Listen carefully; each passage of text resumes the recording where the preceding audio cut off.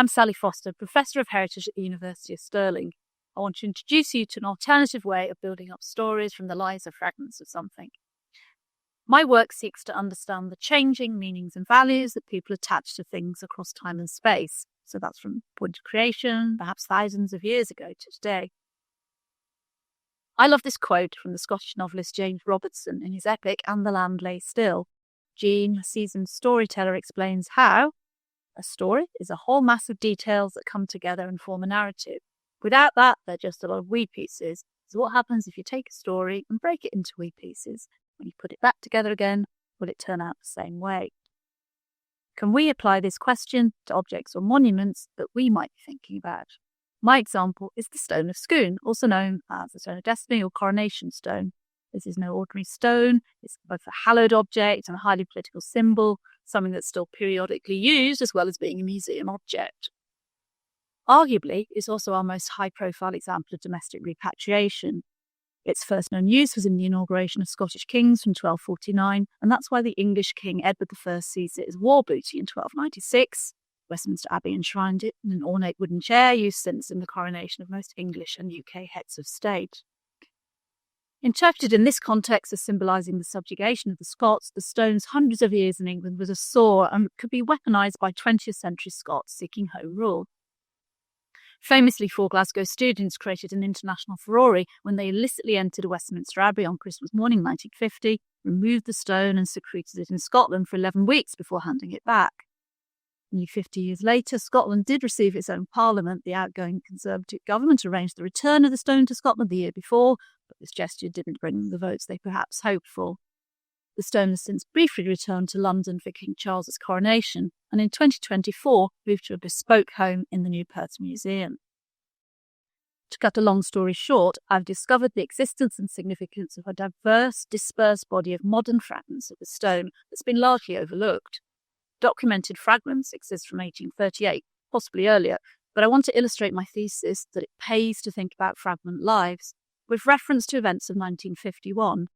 Under the excellent and all-round lighting opportunities and viewing opportunities at Perth, you will easily spot that the stone has a crude cementitious repair line. That's because the students dropped it in 1950 and it broke into two, the crack of my title. It travelled to Scotland in 2 parts, hidden separately, and they were conjoined before the stone was left for the authorities to collect from Arbroath Abbey. The 2 parts had made their way to Robert Bertie Gray.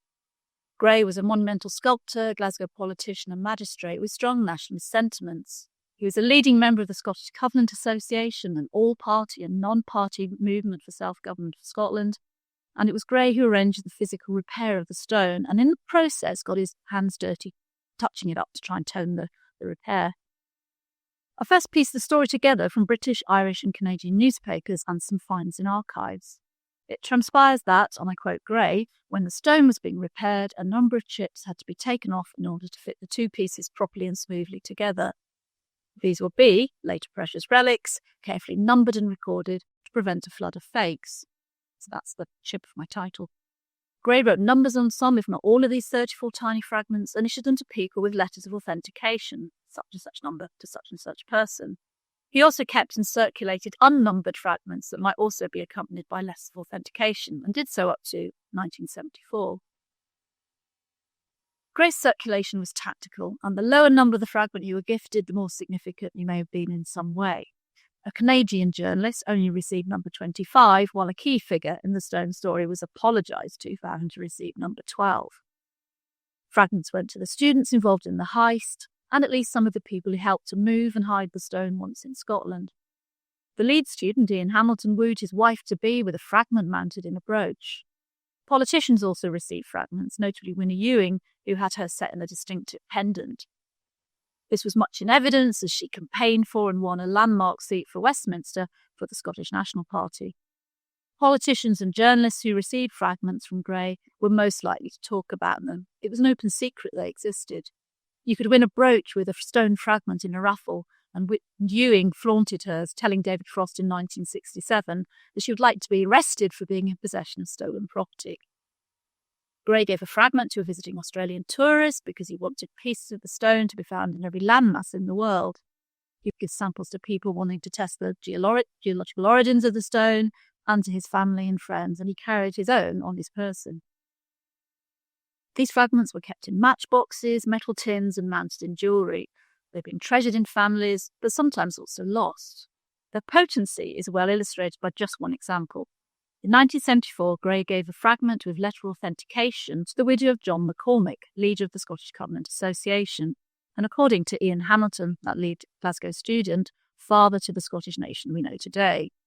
This fragment passed to her son, and in 2008 he gifted it to the late Alex Salmond, the former leader of the Scottish National Party.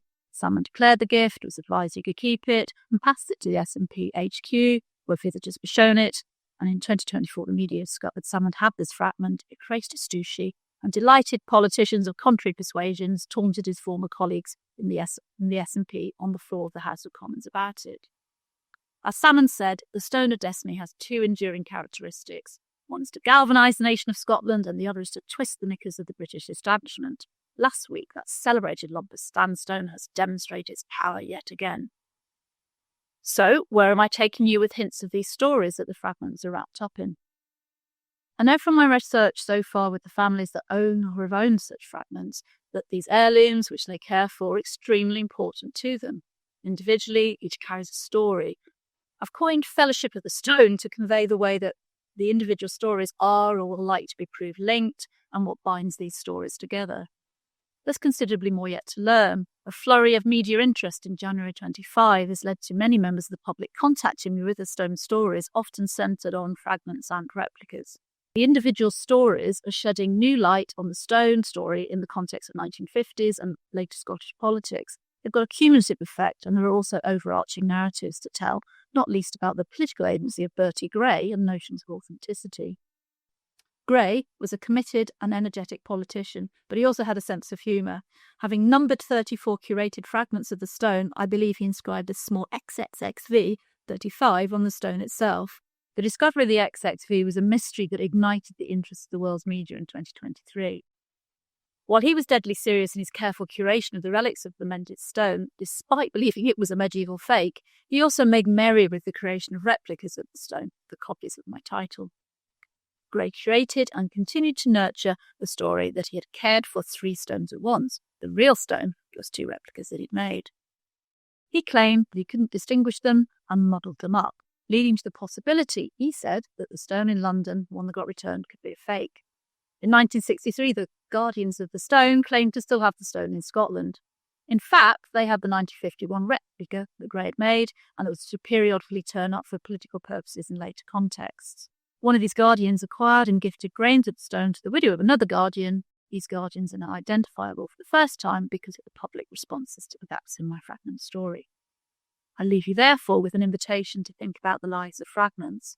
To come back to my opening Robertson quote, when we put the fragment story back together again, does the stone story turn out the same way? No, for starters, we do not have a complete story to break up. If we lead with the fragments and replicas, new stories are emerging that contribute to the whole.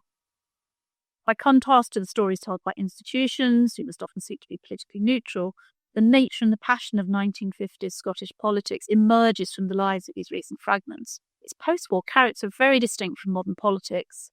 The histories they reveal are unauthorised in all senses and linked to far wider elements of society.